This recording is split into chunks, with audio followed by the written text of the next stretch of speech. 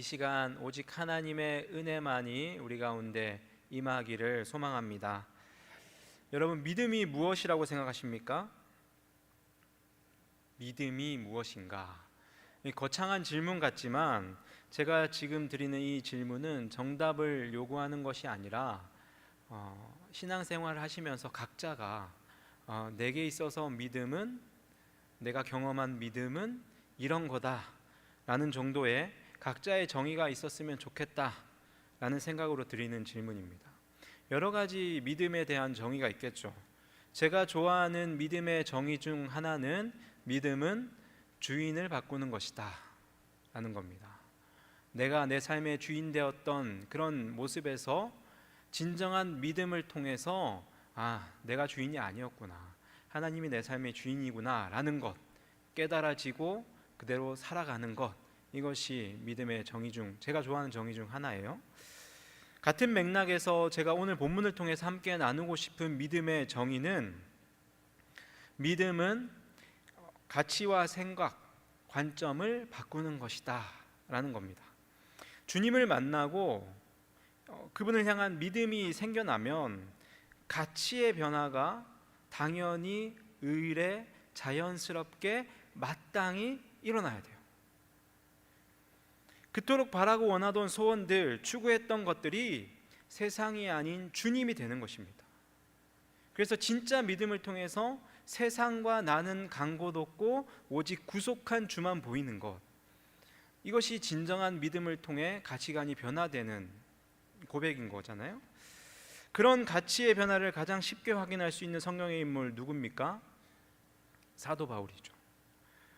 주님을 알고 나니 자신이 추구했던 것들, 자신이 유익하다고 느꼈던 것들, 자신의 쌓아놓은 그 업적들을 다 해로 여겼다, 배설물로 여겼다 라고 고백합니다. 그런 가치의 변화를 온전히 보여주는 인물입니다. 그러한 가치의 변화로 그의 삶이 표대되어 주신 그 예수 그리스도를 향하는 삶으로 변화되어집니다.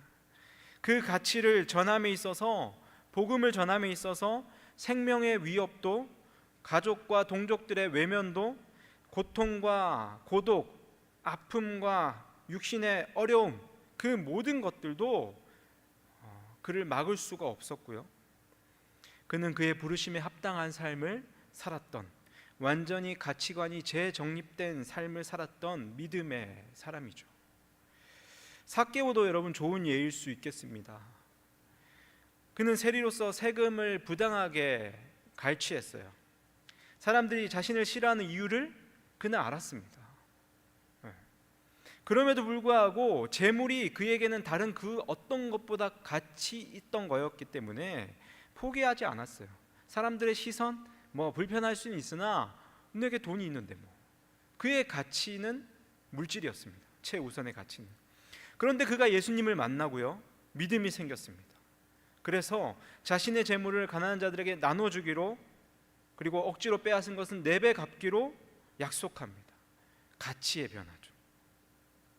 모든 것을 잃어버려도 하나님을 소유하면 모든 것을 소유한 자라는 것을 믿음을 통해서 깨닫게 된 거예요.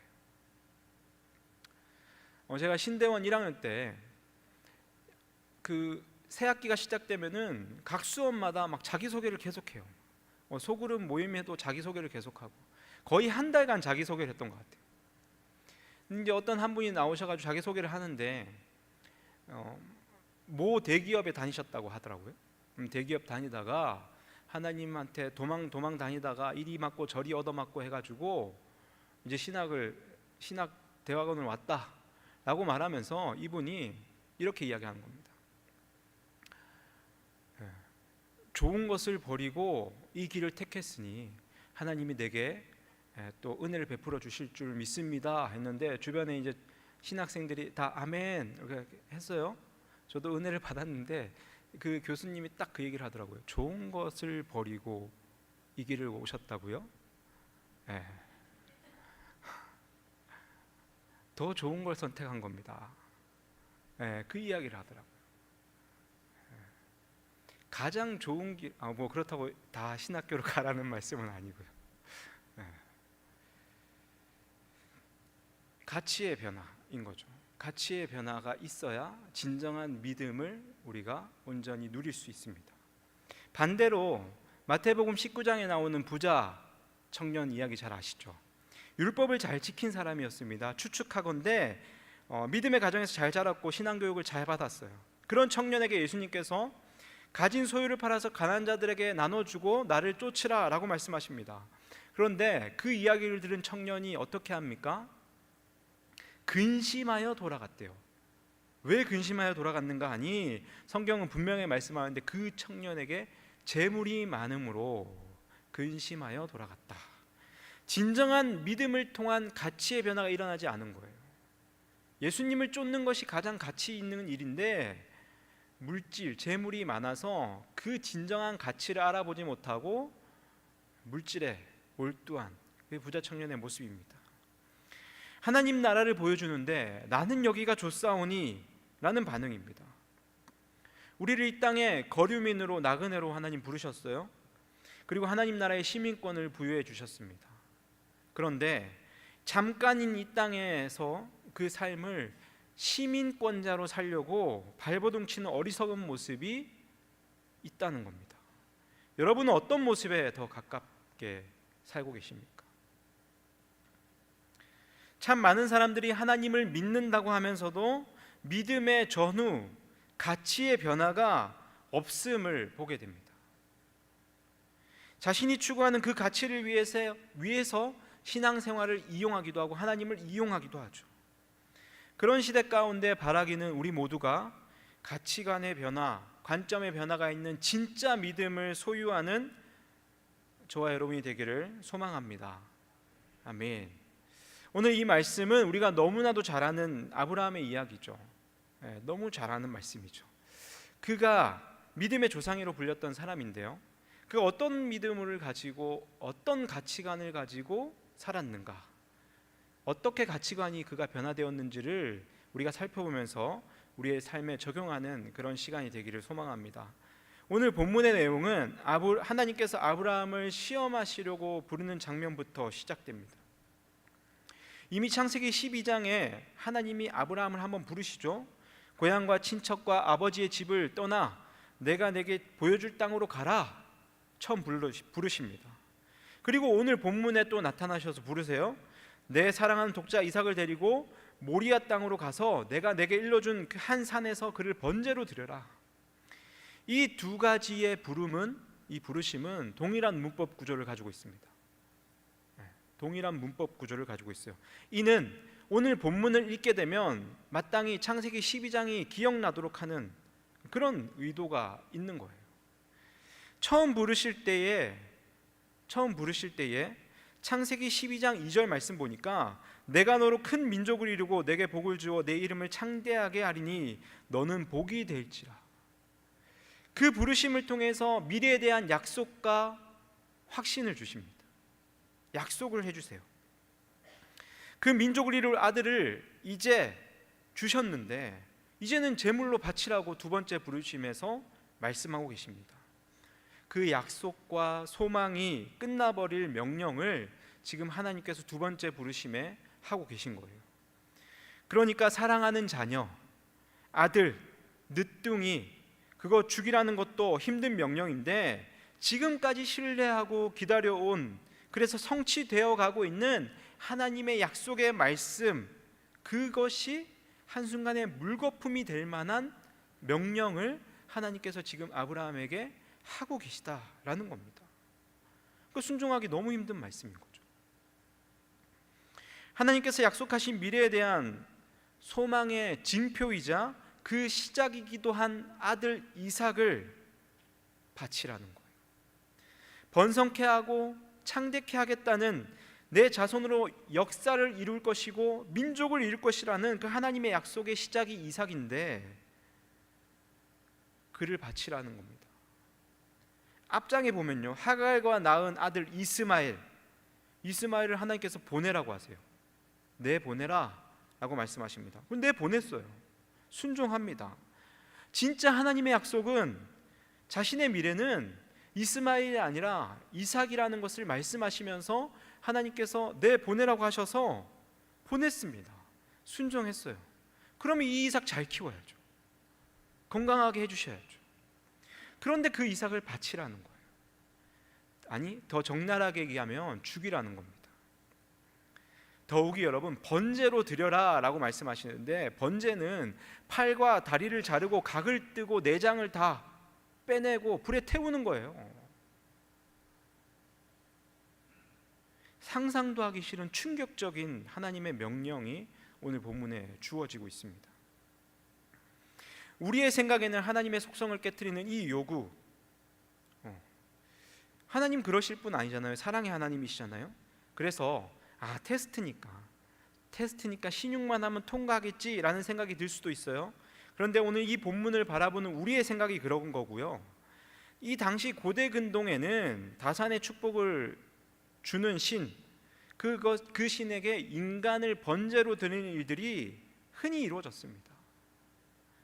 그래서 이후에 구약의 많은 선지자들이 인간을 제물로 드리는 것에 대해서 많이 지적하고 있거든요. 비난하고 있거든요. 당시 아브라함은 이 성경 없었잖아요. 하나님을 아는 지식이 그리 많지 않은 상황이에요. 전무한 상황입니다. 근데 하나님이 명령하시는 거예요. 네 아들을 번제로 드려라.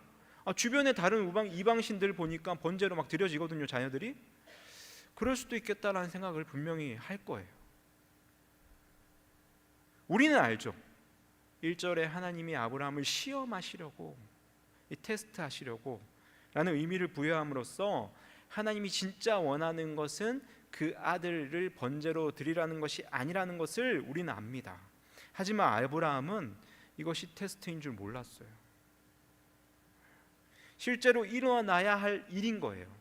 그래서 오늘 본문은 아브라함이 나귀의 안장을 지운 것, 두 종과 아들 이삭을 데리고 산으로 가는 것, 번제에 쓸 나무를 준비해 나가는 것, 그런 과정들을 잘 묘사하고 있습니다.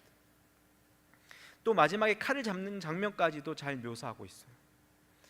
참으로 잔인하고 순종하기 어려운 하나님의 명령에 놀랍게도 아브라함은 순종합니다. 3절에 보니까 아브라함이 아침에 일찍 일어나 라고 기록되어 있어요. 사실 아브라함의 속은 하나님만 아시죠. 그런데 우리가 추측해보면 그 마음이 엄청난 갈등과 절망 속에 있었을 것이다 라는 생각을 해볼 수 있습니다. 자신의 목숨이라도 대신 줄 수 있는 그 사랑하는 아들 이삭을 자신의 손으로 죽여야 한다니. 이삭을 바치는 이 모리아 산은 지금 예루살렘, 이 아브라함이 머물러 있는 브엘세바로부터 약 80km 떨어져 있습니다. 이 모리아 산이 예루살렘에 있거든요. 3일 정도 소요되는 거리예요. 이 이동하는 3일이라는 시간은 아브라함에게 있어서 너무나도 고통스럽고 절망적이고 갈등이 있을 법한 그런 시간입니다. 내 가장 아끼는, 내 목숨까지라도 줄 수 있는 그런 내 아들을 내 손으로 죽여야 한다니. 그것도 아무 이유 없이 갑작스러운 하나님의 명령으로 인해. 아마 우리가 이런 상황에 처하게 되면요, 이것은 하나님의 뜻이 아니라고 부인할지도 모르겠어요. 이건 사탄의 생각이에요. 사단이 하나님, 광명한 천사로 위장해서 내게 헛된 생각을 주입하고 있어. 아니면 하나님과 싸울지도 모르겠습니다. 저는 그렇게 할 수 없어요. 난 하나님이 그러신 분인 줄 몰랐어요. 그러신 분인 줄 알았으면 내가 이렇게까지 믿었겠습니까? 하나님을 원망하고 떠날지도 모르겠어요. 그런데 오늘 본문의 아브라함은 그 고통의 시간을, 브엘세바에서 모리아산까지의 그 고통의 시간을 견뎌냅니다. 사랑하는 우리 성도 여러분, 우리도 이러한 고통의 과정과 인내를 통해야만 하나님의 뜻을 발견할 수 있습니다. 그리고 이 테스트를 통과해야 하나님께서 원하시는 강한 군사로, 하나님의 거룩한 백성으로 이 땅 가운데 설 수 있는 거예요. 우리 인생길에 분명히 이런 고통스러운 삶의 여정이 있을 겁니다. 내 뜻과 하나님의 뜻이 부딪히는 순간, 그 순간이 가장 고통스러운 순간 아니겠어요? 우리가 신앙생활할 때, 평안할 때는 다 믿음이 좋은 것 같아요.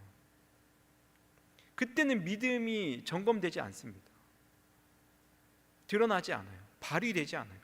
소위 말해 믿음의 실력이라는 것이 발휘되지 않아요. 그런데 하나님의 말씀이 명확하게 우리의 삶 가운데 주어지는데 그 말씀이 내 뜻과는 너무나도 반대되는 말씀으로 주어질 때 그때 우리의 믿음이 발휘되는 거죠. 내 뜻과 하나님이 부딪히는 순간이 우리의 신앙의 여정에 분명히 있다라는 겁니다. 그래서 하나님의 말씀을 듣고 행하는 것이 망설여지는 그 고통스러운 순간, 이러한 순간에 우리는 브엘세바를 떠나 브엘세바에 머무는 것이 아니라, 불순종함으로 거기서 안주하는 것이 아니라 하나님의 뜻이 있는, 하나님의 말씀이 있는 모리아 산으로 나아가야 하는 줄로 믿습니다. 아멘. 네, 반응을 좀 해주시면 감사하겠습니다. 네.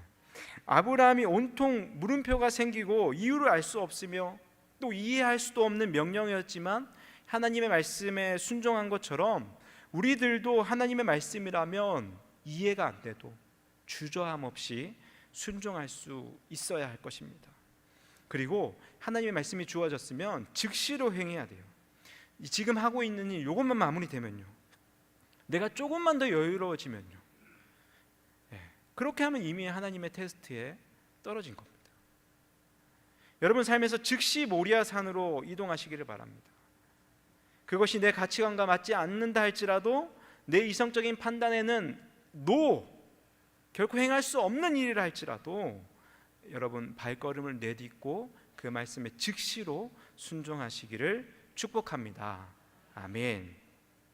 그렇게 아브라함은 이삭과 몇몇 종을 데리고 모리아 산으로 도착해요.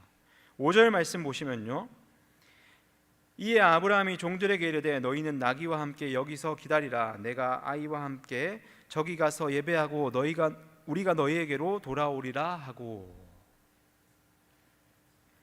종들에게 이삭과 함께 예배한 뒤에 돌아오겠다라고 지금 아브라함이 말하고 있습니다. 이 대목에서 우리는 아브라함의 믿음이 얼마나 위대한지를 발견할 수 있어요. 아브라함이 하나님께서 이 일을 어떻게 처리하실지 몰랐습니다. 알고 출발한 거 아니에요. 모르는 것 투성입니다. 하는 신용만 하면 살려주시겠지 생각했을까요? 그렇지 않아요. 그러나 앞서 21장에 이미 이삭 안에서 그의 후손이 보장될 것이라는 약속을 하나님이 하셨고요, 아브라함은 그 약속을 붙들고 있었습니다. 물론 지금 이삭을 바치라는 하나님의 명령과 이전에 이삭으로 인하여서 후손이 내가 창대케 하겠다, 이삭이 약속이다, 이 약속의 징표이고 이삭이 내가 너에게 한 그 약속의 소망이다 라고 말씀하셨는데, 이 지금 두 명령이 상반되거든요. 두 말씀이, 이 말씀이 상반되기에 하나님께서 이 말씀을, 이 약속을 어떻게 이행하실지 아브라함은 몰랐어요. 어떻게 풀어가실지 몰랐을 겁니다. 그러나 그에게는 하나님을 향한 믿음이 있었어요. 히브리서 11장 17절에서 19절 말씀 보시면요, 오늘 본문을 이렇게 해석합니다. 아브라함은 시험을 받을 때에 믿음으로 이삭을 드렸으니 그는 약속들을 받은 자로 돼 그 외아들을 드렸느니라. 그에게 이미 말씀하시기를 내 자손이라 칭할 자는 이삭으로 말미암으리라 하셨으니 그가 하나님이 능히 이삭을 죽은 자 가운데서 다시 살리실 줄을 생각하는지라. 비유컨대 그를 죽은 자 가운데서 도로 받은 것이니라. 아브라함은 비록 이삭을 번제로 드릴지라도 하나님이 이미 약속하신 아들은 이삭이고요, 그 이삭으로 하나님이 번성케 하실 것이라는 확신이 있었고 믿음이 있었습니다. 그래서 설사 내가 믿음으로 반응하여 이 아들을 죽인다 할지라도 그를 다시 살리실 것이라는 믿음이 아브라함에게 있었어요. 어떻게 그런 믿음이 있었는가 추측해 보건대, 사라와 아브라함은 이미 자녀를 출산할 수 없을 육신, 죽은 육신, 출산에 대해서는 죽은 자처럼 능력이 없었습니다. 그런 그들에게 하나님이 약속으로 자녀를 주셨어요. 죽음에서 생명을 경험한 거죠. 그러니 이번 말씀도, 이번 약속도 내가 믿음으로 이 아들을 드릴 때에 하나님이 그를 다시 살려주실 것이다 라는 그런 확신이, 그런 믿음이 있었다라는 겁니다. 우리들도 동일하게 하나님의 신실하심을 어떠한 상황 가운데서라도 조금도 의심해서는 안 되는 줄로 믿습니다. 그리고 우리가 아브라함처럼 믿음을 선택하기 위해서 먼저 생각해 볼 것이 있는데, 오늘 본문을 통해서 왜 하나님은 하필 이삭을 바치라고 했을까요? 여러 가지 테스트가 있을 수 있겠는데 왜 하필 이삭을 바치라고 했을까요? 왜 하나님은 자신의 속성, 사랑의 속성을 깨트리는 명령을 하셨을까요? 그리 어려운 질문 아니죠. 아무도 대답 안 하시지만 다 알고 계시지만 대답을 안 하시는 거잖아요. 지금 아브라함에게 있어서 가장 소중한 것, 그가 가장 사랑하는 것, 어쩌면 하나님보다 더 최고의 가치를 두는 것, 그것이 이삭일 수 있기 때문입니다. 하나님 그거 아시고 그거도 줄 수 있겠니? 물어보시는 거죠. 이 테스트를 통해서 아브라함의 가치의 기준을 판단해보고 싶으셨던 거예요. 하나님의 말씀이라도 순종하기 너무 어려울 만큼 소중하고 사랑하는 것이기 때문에 이삭을 줄 수 있겠니? 물어보십니다. 또한 이 명령은 아브라함아, 너의 미래와 소망은 이삭이 아니야. 이삭을 너에게 준 나 여호와 하나님이 너의 미래이자 소망이야 라고 말씀하시는 거고, 그렇게 알려주시는 겁니다. 어떠한 소망도 없어 보이는 그 순간에도 하나님을 신뢰하고 하나님을 믿고 기다려줄 수 있는지에 대해서 지금 물어보고 계신 거예요. 이삭을 주신 하나님이 아닌 하나님 그 자체를 붙들고 신뢰하기를 요청하고 있는 겁니다. 이 테스트를 통해서 질문합니다. 그렇다면 여러분에게는 이삭과 같은 존재가 있으십니까? 하나님 말씀보다 앞서고 하나님보다 앞서는 것이 여러분 삶 가운데 혹시 있으신가요? 여러분이 최고로 여기는 가치가 무엇입니까? 하나님이십니까? 하나님의 말씀 맞으세요? 여보세요? 네, 요거 한번 나올 때가 됐죠? 네, 아무도 대답을 안 해요. 아니면 물질입니까? 이 땅의 평안입니까? 명예? 자존심? 내 자녀? 가족입니까?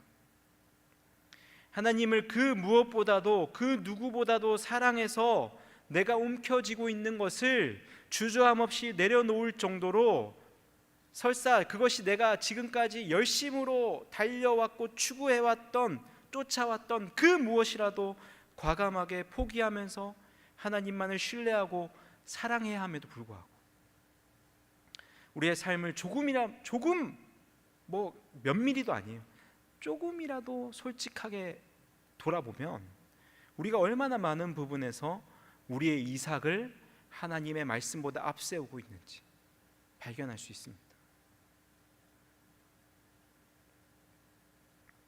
하나님을 인격적으로 경험하고 가치의 기준이 재정립되었는가? 우리의 관점이 변화되었는가? 이 질문에 자신 있게 변화되었습니다 라고 대답할 수 있는 사람이 그리 많지 않다는 거예요. 신앙생활은 하는데, 교회는 열심히 나오는데 가치의 변화는 쉽게 일어나지 못하는 것을 보게 되어집니다. 그런 우리를 향해서 하나님께서는 이삭을 바치라고 말씀하세요. 우리가 아끼고 사랑하는 것 무조건 바치라고 말씀하시는 것은 너무 부당한 것처럼 여겨져요. 왜 뺏어가십니까? 라고 반문할 수 있습니다. 실제로 우리가 가장 사랑하고 아끼는 것을 하나님께서 빼앗아 가시면 하나님을 믿는 자, 이곳에 나와 예배하는 자가 과연 몇 명이나 될까? 물론 우리 온누리교회 성도님들은 다 계시겠지만 과연 한국교회에 몇 명이나 남아있을까? 라는 생각이 드는 거예요. 얼마 안 될 것 같아요. 그러나 다행인 것은 우리 하나님께서 원하시는 것은 내가 가장 사랑하고 소중한 것, 그거 뺏어가시는 것을 원하시는 것이 아니세요. 우리의 마음이, 우리의 선택이, 우리의 삶의 결이 하나님의 말씀보다 다른 것을 우선시하지 않기를 원하십니다. 모든 선택에 있어서 하나님을 가장 먼저 최상위에 두기를 원하세요. 우선순위, 신앙생활에 있어서 우선순위 중요하잖아요. 여러분, 우선순위 무엇입니까? 첫 번째, 하나님 아니신 분만 손 들어보세요. 네. 당연하죠. 다 하나님이시죠. 그러니까 이렇게 오후 예배, 잠이 오는 이 시간에 나와서 예배하는 것 아니겠습니까? 두 번째는 뭡니까? 근데 제가 배웠던 우선순위는 이런 거예요. 첫 번째 하나님, 두 번째 하나님, 세 번째 하나님이에요. 첫 번째는 하나님이고, 두 번째는 가족이고, 세 번째는 세 번째 정도는 우리가 재산, 물질 해도 되지 않습니까? 예. 자, 그렇게 순서를 따지고 퍼센테이지를 내고 하기 시작하면 계산하게 되거든요. 그러면은 예를 들어 내 가족과 물질과 명예가 걸려있는 2, 3, 4, 5순위가 함께 걸려있는 덩어리가 있고 하나님이 있어요. 그러면 뭘 선택하겠어요? 그러니까 우리 신앙생활의 우선순위라고 한다고 했을 때 첫 번째, 두 번째, 세 번째 모두가 우리 하나님이어야 된다. 마땅히 하나님을 위해서라면 내가 모든 것을 포기하겠습니다 라는 마음을 하나님께서 원하세요. 그리고 우리의 미래가 우리가 가지고 있는 소유와 환경, 상황에 의해 결정되지 않고 오직 나를 붙들고 계신 하나님만이 우리의 미래이자 소망입니다 라는 고백을 하나님은 원하신다라는 겁니다.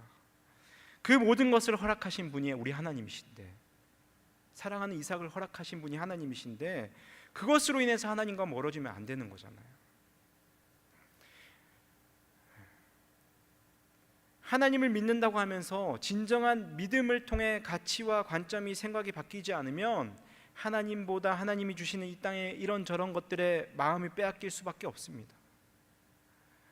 하나님 아버지를 바라보는 것이 아니라 하나님 아버지의 손을 바라보는 인생을 살아갈 수밖에 없어요. 그 손에서 뭔가 떨어지진 않을까. 혹시 여러분 붙들고 있는, 여러분 삶을 좌지우지하고 있는 이삭이 있다면 결코 하나님보다 앞세우지 마시기를 주님의 이름으로 축복합니다. 아브라함이 그랬어요.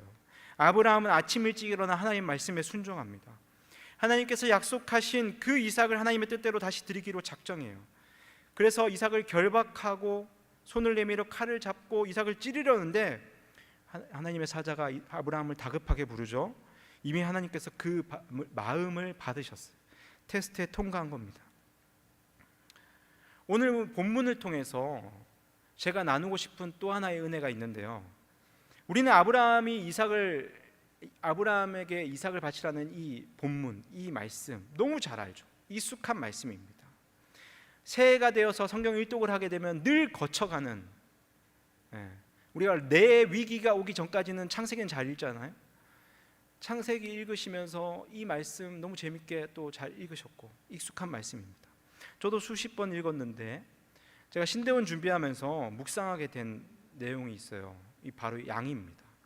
12절 13절 말씀 보시면요, 사자가 이르되 그 아이에게 내 손을 대지 말라, 그에게 아무 일도 하지 말라. 내가 내 아들 내 독자까지도 내게 아끼지 아니하였으니 내가 이제야 내가 하나님을 경외하는 줄 아노라. 아브라함이 눈을 들어 살펴본즉 한 순양이 뒤에 있는데 뿔이 수풀에 걸려 있는지라. 여호와의 사자가 말한 후에 아브라함이 눈을 들어 살펴본즉 이 순양이 있었다라고 성경은 기록하고 있습니다. 여호와의 사자가 이삭을 대신해서 번제로 드릴 순양을 말씀도 하지 않았던 이 순양의 존재, 거기 뒤에 순양이 있어, 그거 대신 써 라고 말 안 했어요. 성경에 하나님의 사자가 그를 다급하게 부르고 내가 너의 믿음을 알았다, 너가 하나님을 경외하는 줄 알겠다 라고 테스트에 통과한 이후에 아브라함이 눈을 들어 살펴본즉 순양이 걸려 있었다라고 되어 있습니다. 여러분, 이 순양의 존재, 이 순양이 혹시 언제 거기 걸려 있었는지 생각해 보신 분 계십니까? 언제부터 거기 걸려 있었을까요? 생각해 보신 분. 제가 확신하건대 이 순양이 아브라함이 테스트를 통과해서 여호와를 경외한 줄 내가 알았노라 라는 말씀을 딱 듣자마자 펑 하고 거기 순양이 딱 걸려 있었다라고 생각하지 않아요. 이미 그곳에는 하나님이 예비한 순양이 있었을 겁니다. 걸려 있었을 거예요. 그런데 그것을 아브라함은 처음 발견하지 못했습니다. 아브라함이 이삭을 붙잡고 그를 죽이려고 찌르려고 하나님께 순종하지 않았다면 아마 끝까지 그 양을 발견하지 못했을 거예요. 무엇을 의미합니까? 우리가 무언가를 가지려고 할 때 보이지 않는 하나님의 준비하신 섭리가 있는데 그것을 발견하지 못한다라는 거예요. 우리가 이 땅에 우리의 가치를 이 땅에 두고 살아가면 하나님의 예비하심, 준비하심을 보지 못하고 지나칠 때가 너무나도 많다는 거예요. 그러나 반대로 우리가 하나님의 말씀에 순종하고 우리가 내려놓아야 할 것들을 내려놓을 때에, 말씀을 따를 때에, 그때에 우리가 믿음의 눈이 열리게 되고요, 믿음의 눈으로 보았을 때에 하나님의 예비하심을 발견할 수 있다라는 겁니다. 하나님, 우리에게 더 좋은 것을 베푸시는 하나님을 우리는 발견할 수 있는 겁니다. 그러니까 믿음을 통해서 우리의 가치관과 관점과 생각이 바뀌는 것은 제가 서두에 말씀드렸던 한 전도사님의 고백, 나 좋은 거 포기하고 이 길을 걸으니까 하나님이 책임져 주시겠지, 그게 아니라 이 땅에 좋은 것을 포기하고 하나님의 말씀을 선택하는 것이 아니라 정말 좋은 것, 하나님의 놀라운 축복을 선택하는 것이다. 진정한 믿음은 가치의 변화는, 그 말을 하고 싶은 거예요. 아브라함이 이삭을 바치라는 그 하나님의 말씀에 순종했을 때, 그의 가치를 하나님께 두고 말씀을 순종했을 때에, 그래서 비로소 테스트에 통과했을 때에 양을 발견했듯이 우리도 하나님의 말씀에 순종할 때에 그것이 내 생각과 맞지 않는다 할지라도, 잠시는 고통스럽다 할지라도 순종할 때에 우리 눈에 보이지 않았던 하나님의 예비하심과 축복이 우리 눈에 훤히 보여질 줄로 믿습니다. 우리가 가지려고 움켜쥐려 했던 그 내 안에 이삭을 내려놓고 우리의 가치관을 재정립할 때에 우리에게 더 큰 것으로 베푸시는 하나님이신 것을 여러분 믿으시기를 축복합니다. 말씀을 마무리합니다. 여러분, 소탐대실이라는 사자성어 잘 아시죠? 작은 것을 탐하다가 큰 것을 잃어버린다.